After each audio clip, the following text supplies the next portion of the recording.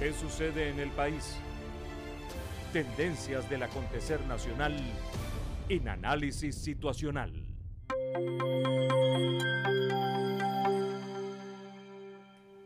La cercanía es el valor fundamental del liderazgo.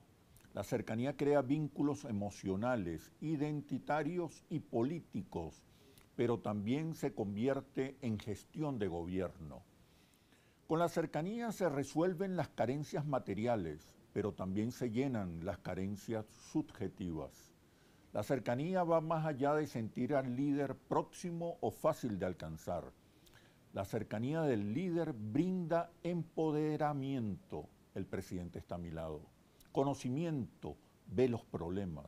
Seguridad, está conmigo. Empatía, me escucha. Resuelve, ordena lo que se debe hacer. Se compromete, me mira a los ojos. Es humilde, le ofrecí un café. Fortalece la identidad, es como nosotros. Brinda certezas, es un líder solucionador. La cercanía construye comunidades emocionales y marcos de interpretación. Por eso contribuye a crear el clima de opinión de una sociedad. La cercanía es el escenario subjetivo más eficaz para enmarcar la gestión de gobierno. Es el ambiente ideal donde las soluciones se potencian, para lo cual la cercanía debe convertirse en imágenes, experiencias y relatos, en valores y en el posicionamiento del líder. Es como una carta de amor que se conserva en lo más profundo. Por tanto, no se trata solo de informar sobre la gestión, es principalmente comunicación. No son solo datos y estímulos, más bien son emociones, vivencias y diálogos. Pensamos lo que sentimos y pensamos con palabras. Y en un mundo hiperdigitalizado, lo más poderoso será lo humano.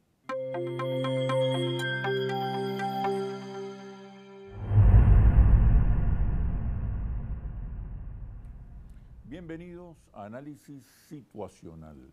Recuerde, no basta con estar informado, es crucial, es fundamental, es necesario un análisis profundo de la situación. Hoy nos acompaña el doctor Germán Ezcarrá, abogado, profesor universitario de postdoctorado, PhD en Ciencias Jurídicas. Actualmente es diputado a la Asamblea Nacional, miembro de la Comisión de Política Exterior y presidente de la Comisión Especial para la Defensa del Territorio de la Guayana Esequiba y la Soberanía Territorial.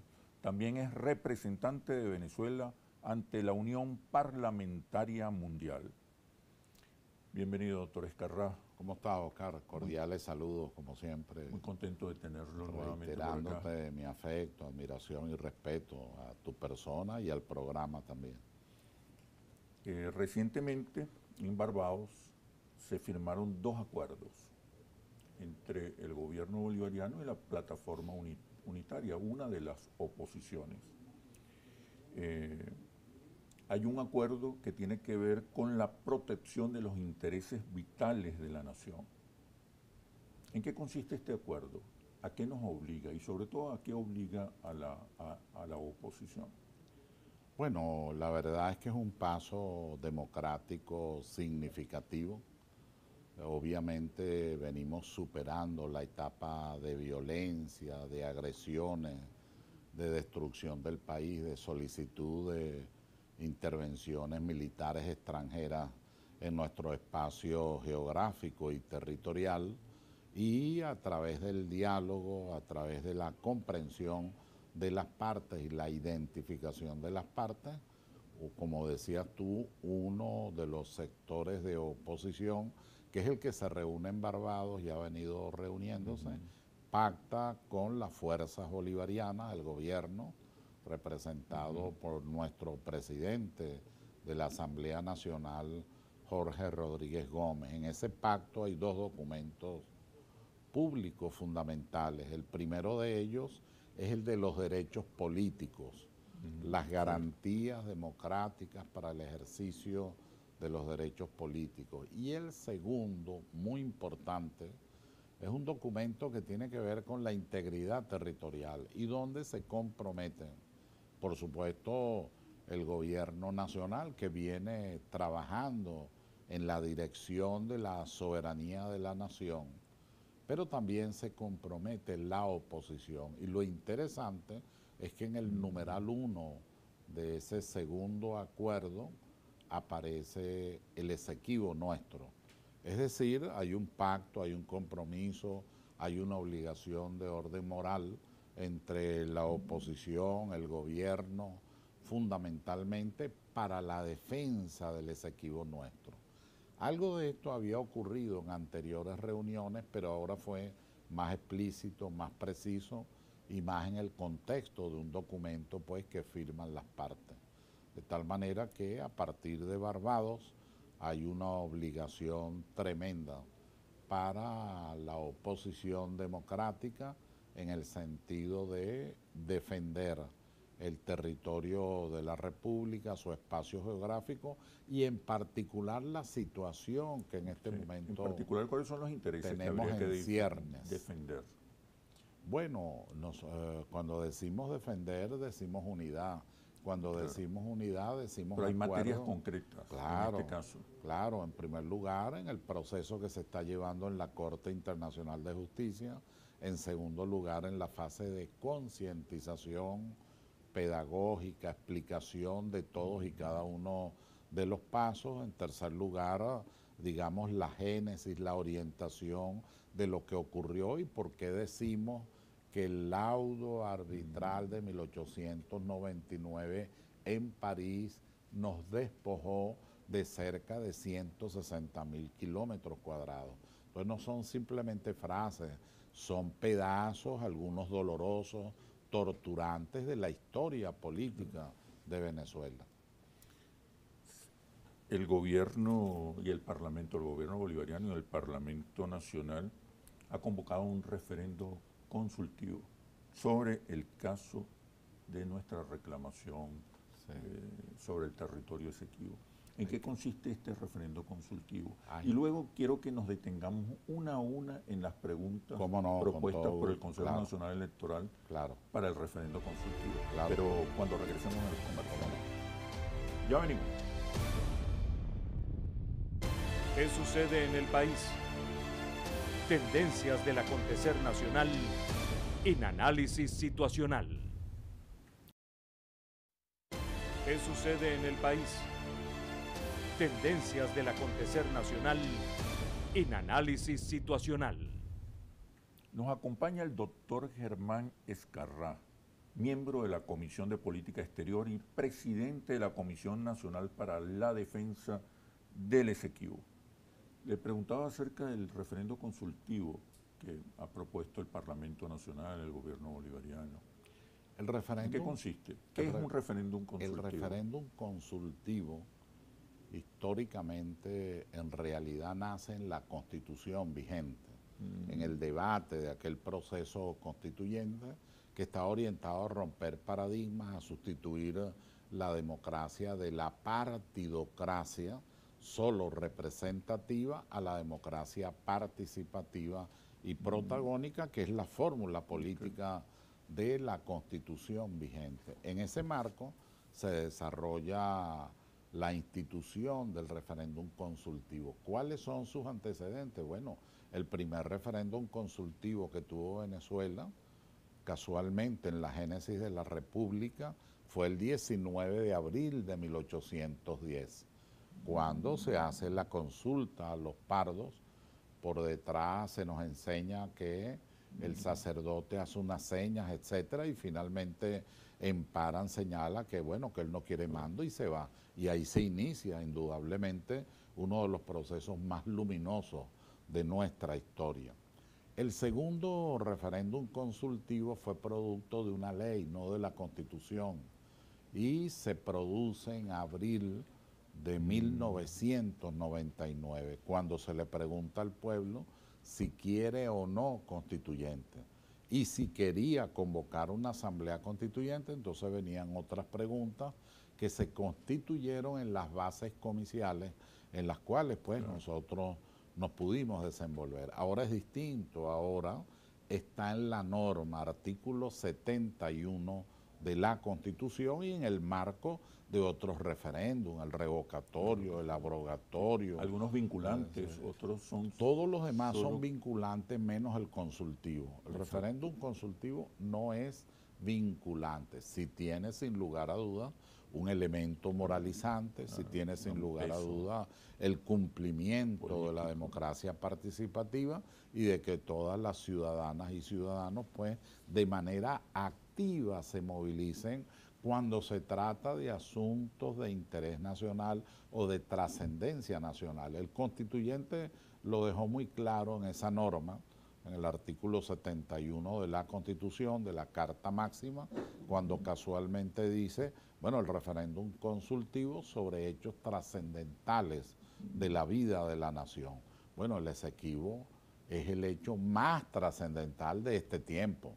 No es solo el más importante de la política exterior de Venezuela, sino es el más importante para nosotros como nación, como Estado. Permíteme hacer un excursus muy breve. El consenso de todos los estudiosos de la teoría del Estado señalan que hay una serie de condiciones que llaman condiciones existenciales, pero hay tres que son fundamentales. Una, que exista un pueblo, no población, un pueblo con una identidad propia, con una relación propia, política, un poder legítimo, no cualquier poder, no es un poder de facto, es un poder legítimo, de jure, de derecho. Y la tercera es que exista un espacio geográfico territorial, de tal manera que el referéndum consultivo se está refiriendo casualmente a una de las condiciones existenciales del Estado, sin las cuales el Estado no puede existir o no es reconocido por la comunidad internacional. Aclarado esto, el referéndum consultivo también hay que decir que no es un plebiscito. Hay quien confunde el referéndum consultivo, eso no está en la Constitución, en ninguna de las normas de la Constitución aparece la idea de plebiscito. El plebiscito, como todos sabemos, es una adhesión a un régimen, a un poder, a una persona. Cuando Napoleón le pregunta a Sieyès, Emmanuel Sieyès, ¿cómo hago para ser vitalicio? ¿Cómo hago para mantenerme en el poder y que yo sea heredado ese poder? Él le dice, Emmanuel Sieyès, el gran constitucionalista de entonces, le dice a Napoleón Bonaparte, le dice, bueno, hay que ir a un plebiscito. Le contesta a Napoleón Bonaparte, ¿pero qué es un plebiscito? Y coloca una frase terrible y tremenda. Dice, se convoca al pueblo, el pueblo vota, pero jamás decide, porque la decisión está preconcebida. En este caso, la idea de referéndum no es plebiscitaria, no se trata de adherirse a nadie, no se trata de adherirse al presidente Nicolás Maduro, no se trata de adherirse a la revolución bolivariana, no se trata de adherirse a una estructura de poder. De lo que se trata es de la expresión de voluntad democrática y plural de todos los sectores de la nación en lo que es la defensa de ese espacio geográfico territorial que es el Esequibo en el modo de preguntas. Entiendo que son 5 preguntas de las que vamos a hablar ahora, una a una. pero hay que estar muy claro en que el referéndum consultivo no es una adhesión a nadie, no es un plebiscito, es una expresión de voluntad, además muy importante en este momento, y que es lo que significa un pueblo movilizado frente a la comunidad internacional, frente a los poderes internacionales, frente a los poderes económicos, frente a Inglaterra, frente a Estados Unidos, frente a varios de los países que están en la OTAN. Hay que ver lo que realmente significa y va a significar, porque soy un convencido por lo que percibo en todos los sectores en los que nos desenvolvemos desde hace tiempo. Yo soy un convencido de que va a haber una votación mayoritaria, desbordante, extraordinaria. ¿Por qué? Porque lo que estamos es defendiendo la soberanía, la independencia y la autodeterminación. Es un referendo que convoca a la unidad nacional. Que convoca a la crea unidad un nacional. clima de opinión nacional. Así es, así es. Y está por encima de la dicotomía o antagonismo que pudiera existir, por supuesto, en el marco de la democracia, entre oposición y gobierno y oposición. Yo te puedo dar el ejemplo de la comisión que tengo el honor de presidir. Ahí están dirigentes conspicuos, además muy valiosos de la oposición, que están en el Parlamento. Y hemos trabajado durante 2 años y meses de manera conjunta, de manera unitaria, reservando cuando hay que reservar y teniendo prudencia cuando hay que tenerla, y acompañándonos en todos los eventos, incluso en los que tienen que ver con los medios de comunicación social. Vamos a ir a un corte comercial. Después del corte quiero referirme uno a uno a las preguntas de este referéndum. Ya venimos.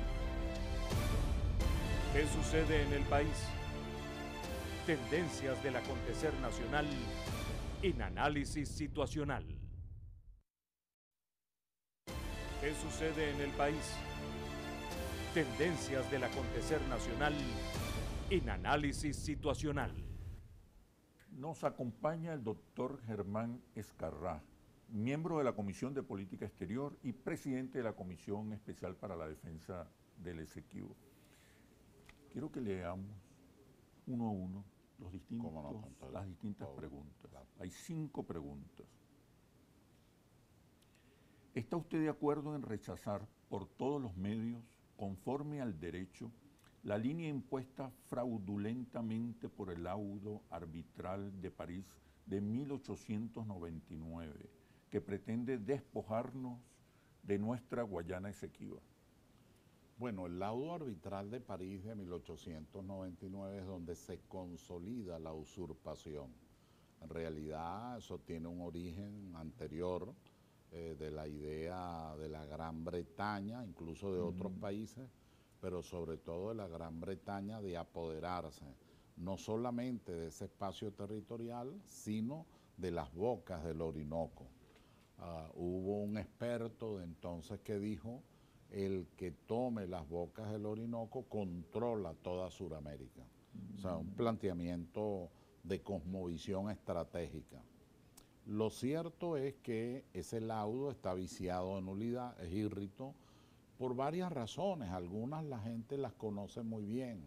Cuando usted no se adecúa al buen derecho, cuando usted no se adecúa al procedimiento establecido, cuando usted percibe que hay fraude, cuando hay extralimitación de funciones, en el caso de esa decisión de ríos navegables que nos circundan alrededor del Orinoco.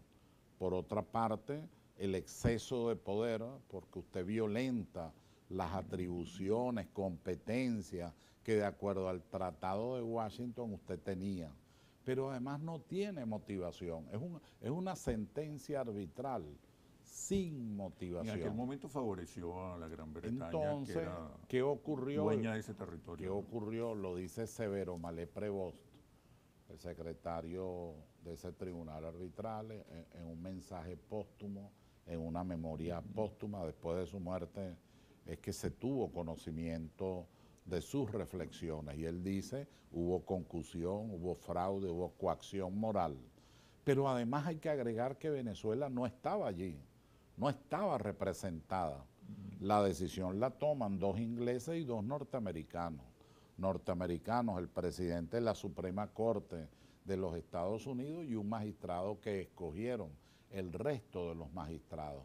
Y los 2 ingleses presididos por el señor Friedrich Martens, a quien se le atribuye todo ese proceso distorsionante de lo que es un tribunal arbitral. Eso trajo como consecuencia que desde el primer momento se dijera: bueno, pero ese es un acto nulo, totalmente nulo, no tiene ningún efecto jurídico, es un acto... Ya desde entonces. Desde entonces, es un acto írrito. El Acuerdo de Ginebra a partir de anula allí, ese laudo. Perdón, a partir de allí hay un largo trecho que recorre Venezuela hasta 1962 aproximadamente. Un poco antes, el presidente Rómulo Betancourt intervino en reuniones en Bogotá de jefes de Estado y jefes de gobierno y planteó el tema del Esequibo. Después de Rómulo Betancourt, el canciller Marco Falcón Briceño, hay reuniones en Londres, no se llega a ningún acuerdo y las Naciones Unidas llaman a las partes. ¿Quiénes eran las partes? El Reino Unido, por un lado, y por otro lado Venezuela, que no la dejaron participar del laudo arbitral de 1899 ni del Tratado de Washington de 1897. Siendo así, entonces se produce el Acuerdo de Ginebra. ¿Y qué es el acuerdo o tratado? Es un tratado en el orden jurídico, pero ¿qué es el Acuerdo de Ginebra? Es una manera pacífica, no jurisdiccional, para que las partes procuren una solución mediante un diálogo directo. Y establece unas normas.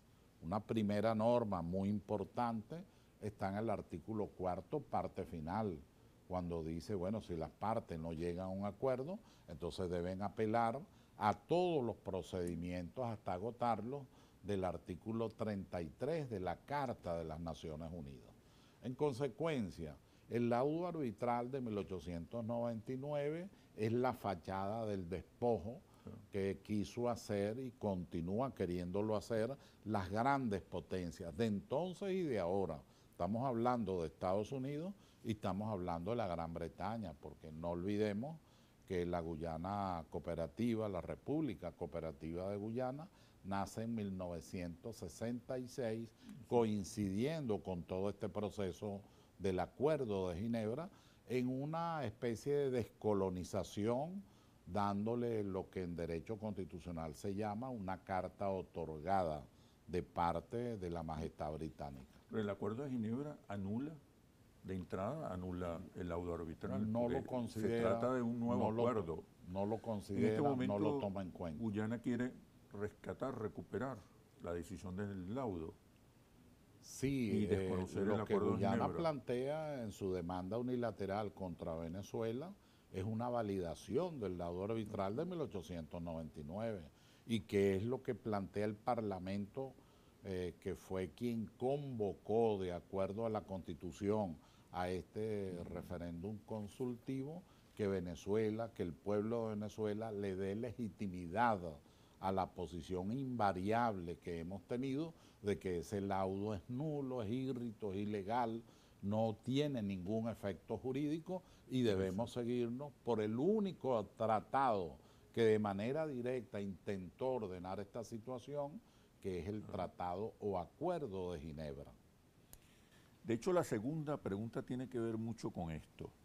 Dice así: ¿apoya usted el Acuerdo de Ginebra de 1966 como el único instrumento jurídico válido para alcanzar una solución práctica y satisfactoria para Venezuela y Guyana en torno a la controversia sobre el territorio de la Guayana Esequiba? Claro, es que el Acuerdo de Ginebra forma parte de la política de Estado de Venezuela. Una cosa es la política de gobierno, lo que de manera concreta un presidente en un momento determinado, las llamadas políticas públicas, pero eso es distinto a una política de Estado, donde entraña los intereses nacionales y deben concurrir todos los sectores de la nación.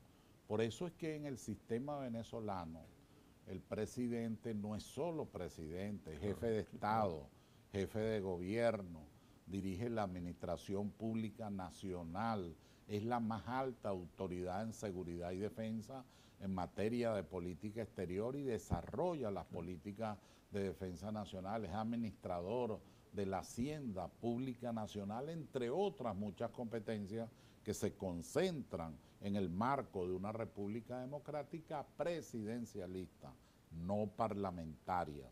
De allí que es el presidente el que conduce este proceso, sin que eso signifique que no puedan hacerlo el resto de los poderes públicos y que no debamos hacerlo todos los ciudadanas y ciudadanos. Okay.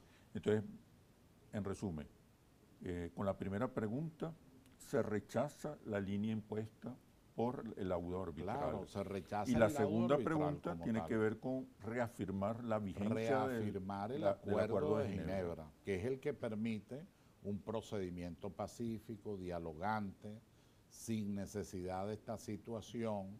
No olvidemos que Guyana se siente empoderada, porque a partir de 2015, Sí. la ExxonMobil, pero también otras empresas, le dijeron al mundo que ahí habían unos yacimientos petroleros extraordinarios. Se organizaron en bloques y de manera ilícita, ilegítima, ilegal, violando el derecho internacional público. Bueno, Guyana con estas empresas que, como sabemos, la mayoría son corporaciones importantes a los efectos del gobierno de los Estados Unidos, bueno, lamentablemente ha tomado la decisión de dar permisos, de dar concesiones, de permitir inversiones y de llamar, se llega al descaro de llamar a una licitación pública internacional ilegítima e ilegal, porque el fondo también de esta, vamos a llamarlo así, de esta situación grave, es que en realidad hay un problema geoeconómico, no solo geoestratégico, hay un tema de orden geoeconómico donde hay una multiplicidad de empresas, pero hay empresas líderes que están gobernando a Guyana. Guyana no es autónoma, Guyana no es independiente. Ellos mismos dijeron que sus abogados los paga Inglaterra y los pagan algunas de estas empresas. Podríamos concluir que en realidad la controversia es entre Venezuela y las grandes transnacionales. Y las grandes transnacionales y los poderes imperiales. Vamos a ir a un corte comercial y seguimos revisando punto a punto las preguntas de este próximo referendo consultivo que se va a celebrar el 3 de diciembre de este año. Así es. Ya venimos. ¿Qué sucede en el país? Tendencias del acontecer nacional en análisis situacional. ¿Qué sucede en el país? Tendencias del acontecer nacional en análisis situacional. Nos acompaña el doctor Germán Ezcarrá, presidente de la Comisión Especial del Parlamento para la Defensa del Esequibo. Y vamos por la tercera pregunta del referendo consultivo. Dice así: ¿está usted de acuerdo con la posición histórica de Venezuela de no reconocer la jurisdicción de la Corte Internacional de Justicia para resolver la controversia? ¿Qué significa esto? ¿Qué tiene que ver la Corte? Eso lo que significa es que la Corte no tiene competencia ni jurisdicción a menos que ocurra una cláusula compromisoria de las partes. Es decir, tendría Guyana y Venezuela que ponerse de acuerdo para activar la jurisdicción de la Corte Internacional de Justicia. Eso lo dice la jurisprudencia de la Corte, eso lo dice la doctrina de la Corte, eso lo dice el estatuto y el reglamento, y esa ha sido la práctica inveterada desde hace mucho tiempo de la Corte Internacional de Justicia. No se ha votado el diálogo que establece, que obliga el Acuerdo de Ginebra. Por ejemplo, el caso de la isla de San Andrés, caso Colombia, ellos fueron a una cláusula compromisoria primero. Venezuela no, Venezuela ha dicho desde el principio, yo tengo las cartas del presidente Nicolás Maduro Moro, no solamente a Guterres, que es el actual secretario general, sino a Ban Ki-moon, el anterior, diciéndole: Venezuela quiere diálogo, Venezuela se maneja en el Acuerdo de Ginebra, Venezuela está dispuesta a conversar y a hablar en ese marco con la República Cooperativa de Guyana, pero no vamos a una solución judicial. Entonces, si una de las partes está diciendo eso, ¿cómo es que tú ahora dices que tienes competencia y tienes jurisdicción? Entonces, esto lo que es una afirmación del pueblo de que nosotros creemos en el derecho internacional público, en sus principios y valores, y creemos en el Estado de Derecho internacional. Y en el diálogo. No creemos en situaciones de facto, no creemos en obligaciones ni coacciones, en intimidaciones, como ha querido colocarse a Venezuela. Vamos a la cuarta pregunta. ¿Está usted de acuerdo en oponerse por todos los medios, conforme a derecho, a la pretensión de Guyana de disponer unilateralmente de un mar pendiente por delimitar de manera ilegal y en violación del derecho internacional. Bueno, esa pregunta es ¿Qué fundamental. dice? No se puede estar de acuerdo. O sea, hay que estar claros en esta situación. ¿Cómo nosotros vamos a estar de acuerdo con que exploten nuestro mar territorial? ¿Cómo vamos a estar de acuerdo con los permisos y concesiones que se están dando? ¿Cómo vamos a estar de espaldas al derecho internacional del mar? ¿Cómo nosotros, además, nosotros mismos, vamos a menoscabar nuestra propia constitución? Eso no es posible. Nosotros somos gentes de derecho, de paz, de armonía, de convivencia, de diálogo, pero no confundirse. Una cosa es eso y otra cosa es la resiedumbre de este pueblo que cuando tuvo que dar libertad y dignidad a otros pueblos, regó de sangre todo el continente en los actos de heroísmo y valentía que poco se conocen o se comparan en la historia Quiero que universal. hablemos sobre las implicaciones de esta pregunta, pero antes quiero terminar con las 5 preguntas. ¿Está usted de acuerdo con la creación del Estado Guayana Esequiba y que se desarrolle un plan acelerado para la atención integral a la población actual y futura de ese territorio que incluya, entre otros, el otorgamiento a la ciudadanía y cédula de identidad de venezolana, conforme al Acuerdo de Ginebra y al derecho internacional, incorporando este Estado dentro del mapa político? Esta es una preciosa cláusula, una bella cláusula. Yo felicito a la vicepresidenta de la República, al equipo que por el Ejecutivo ha estado trabajando en estas preguntas y que finalmente las aceptó el Poder Electoral. La verdad es que la comisión que me honro en presidir desde hace 2 años venía planteando, entre otros asuntos, esto. Sí. Entonces vamos a la creación pues, de un nuevo Estado en esa área, para lo cual no se requiere una enmienda ni una reforma constitucional, sino una ley orgánica, tal como lo dice la propia Constitución. Deja las puertas abiertas para resolver este asunto sin necesidad de producir cambios a la Carta Máxima o situaciones distintas a las que allí están previstas. De tal manera que yo creo que es una cláusula extraordinaria que emociona. Yo en lo personal estoy muy emocionado con esta idea del nuevo Estado. Eso significa un gobernador, eso significa el poder parlamentario, eso significa la estructura municipal y comunal. Eso significa ocupar ese territorio. Posicionarse realmente. Y lo otro que hay que decir, claro, la pregunta está planteada con una gran honestidad, pero también hay que decir que ahí se están haciendo y se han tomado medidas que probablemente no han tenido mucha publicidad. Por ejemplo, el ministro de Hábitat, Villarruel, me enseñó en su despacho las 120 casas que se están haciendo allí. En ese territorio. Más 2 escuelas y todo el desarrollo. Claro que hay que desarrollar más, sin lugar a dudas, en materia de educación, en materia de cultura, en materia tecnológica, en materia de medios de comunicación social, universidades, escuelas, no solamente las escuelas de primaria, sino de todos los niveles de la educación. Incluso ahí se puede crear un gran centro internacional de orden geoestratégico y geopolítico.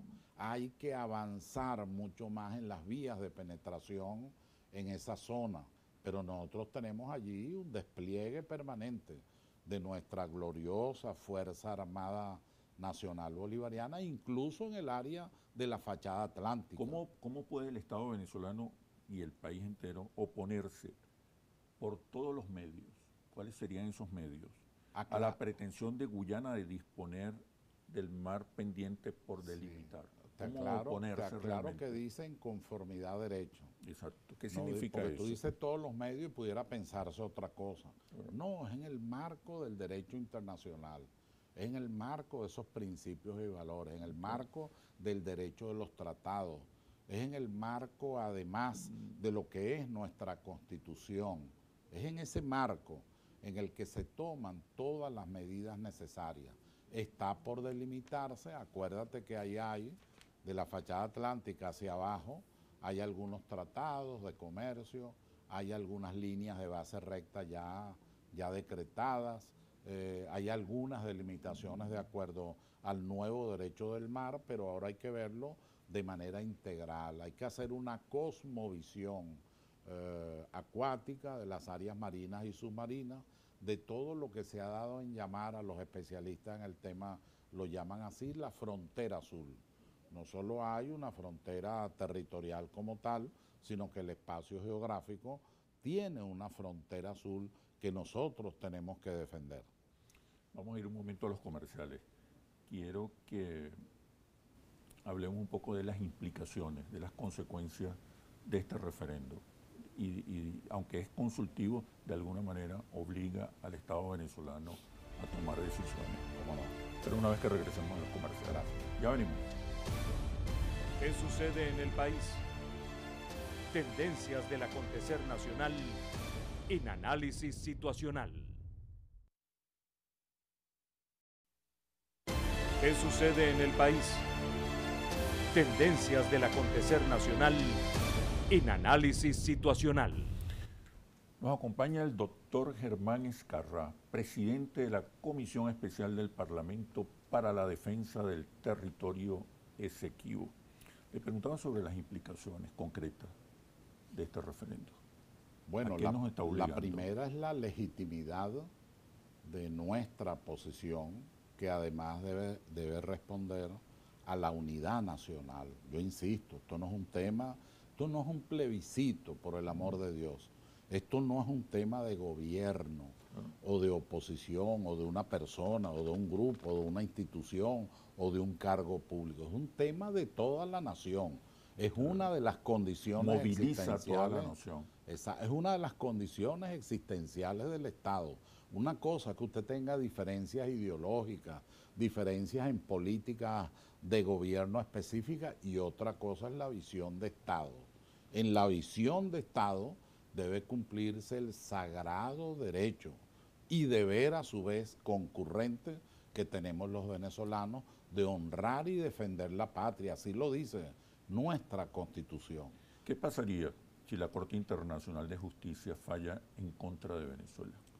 Bueno, no olvidemos que el artículo 33 establece una serie de procedimientos que no se cumplieron por una mala, equivocada interpretación de los asesores o del mismo, del secretario general de las Naciones Unidas. Pero está el artículo 34, 35, 36, ahí están varias de las alternativas. Vamos al Consejo de Seguridad, pues, y planteemos el debate allí.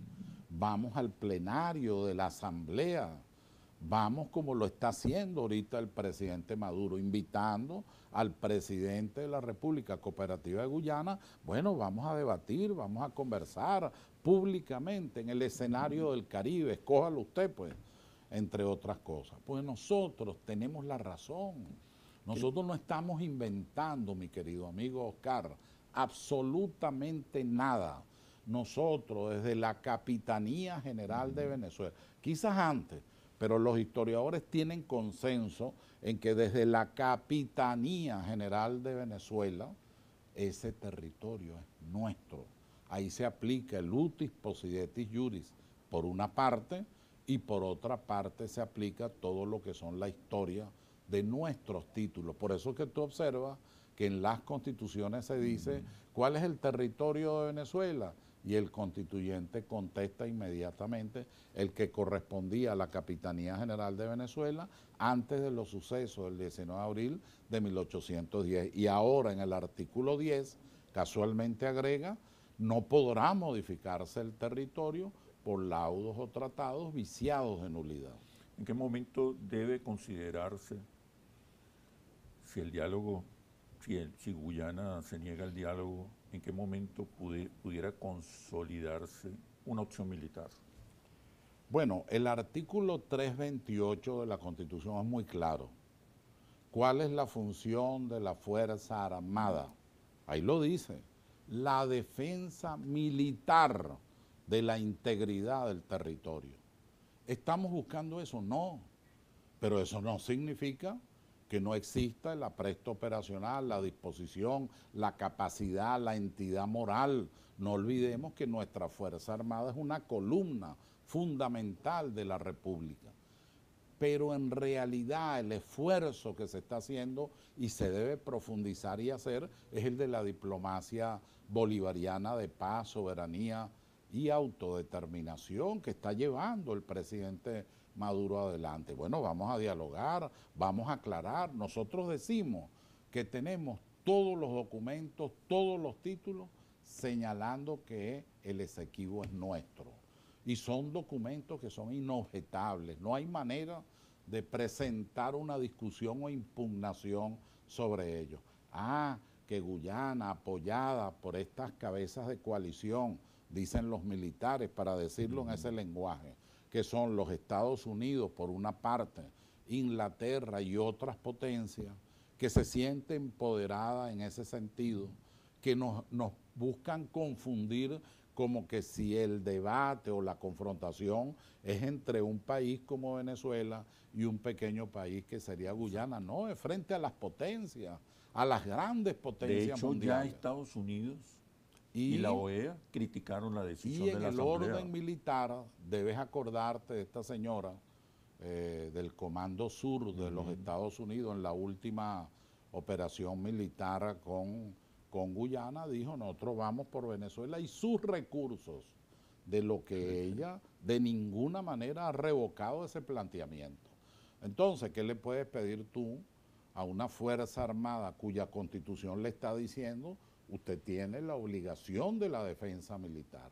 Claro está, el comandante en jefe de la Fuerza Armada Nacional Bolivariana es el presidente, elegido democráticamente y que por supuesto se desenvuelve en el marco de la democracia, de la Constitución, del diálogo permanente, porque la democracia no es solo ir a votar, son formas, son planteamientos éticos, planteamientos morales, que además configuran un escenario de paz.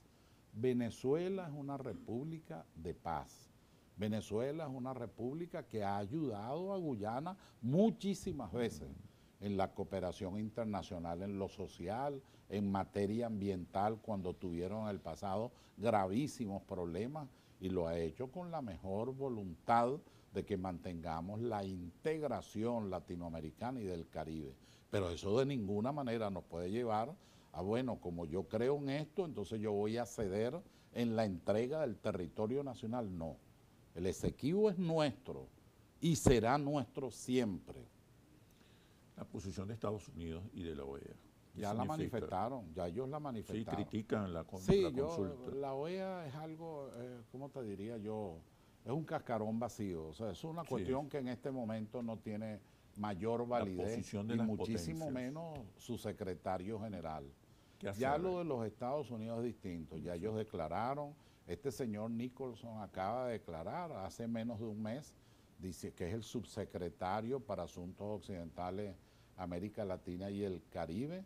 Imagínate tú la grosería, ¿vale? Ese señor ha dicho que nosotros no solo no debemos meternos en nuestro territorio, que nosotros no debemos criticar las inversiones que ahí se están haciendo. Más grave aún, dice que debemos acogernos y respetar el laudo arbitral de París de 1899. ¿Ve la grosería? Frente a eso, gracias a Dios, nuestro gobierno ha contestado con claridad y pedimos a Dios, al mundo, que no se equivoquen. El Libertador tiene una carta que voy a parafrasear, respetando el texto de la carta. El Libertador le dice a un interlocutor norteamericano, le dice, en un momento difícil de la conversación epistolar, le dice: Venezuela ha entregado la mitad de su población para su independencia y la de otros países. Y todos están esperando que los llamemos para entregar su vida si a Venezuela se le falta el respeto. Palabras del padre Libertador que tienen que estar en el alma de todos los venezolanos. El ministro de la Defensa acaba de escribir en uno de sus tuits: Venezuela es un país caribe. ¿Qué quiso decir?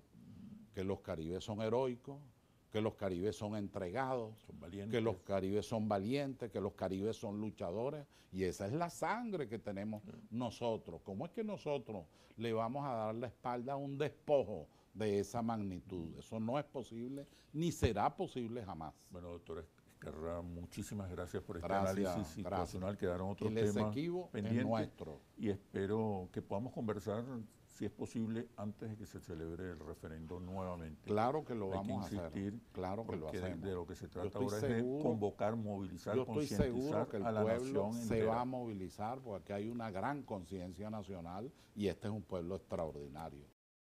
Nosotros tenemos una extraordinaria Fuerza Armada Nacional Bolivariana dispuesta. Nosotros tenemos un Parlamento dispuesto. Nosotros tenemos un presidente dispuesto. Nosotros tenemos un pueblo dispuesto. No se equivoquen con nosotros los venezolanos. El Esequibo es nuestro. Será nuestro y es nuestro a los hijos de nuestros hijos. Nos vemos en un próximo análisis situacional por Globovisión, periodismo libre, independiente, responsable y veraz. Hasta pronto.